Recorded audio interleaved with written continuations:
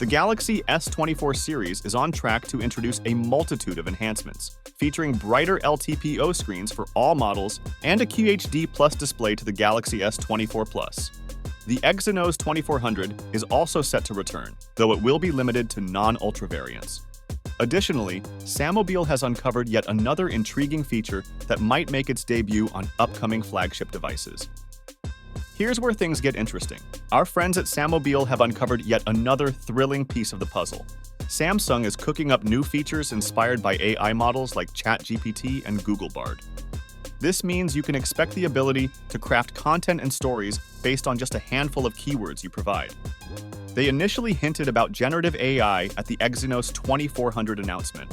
The beauty is that these features will be available both online and offline, offering a plethora of creative opportunities. While the specifics are still under wraps, one thing's for sure: Bixby is about to engage in more human-like and intelligent conversations with users. Is AI the future that will rekindle our fascination with smartphones? Samsung seems to think so.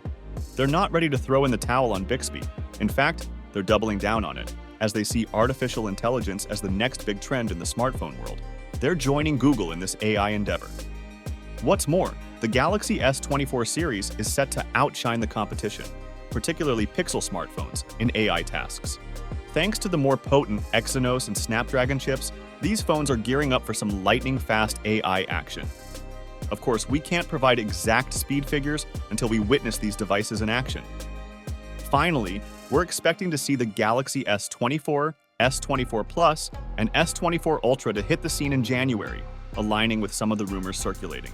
However, the precise launch date remains a mystery, so we'll have to stay tuned for that update. So that's it for this video.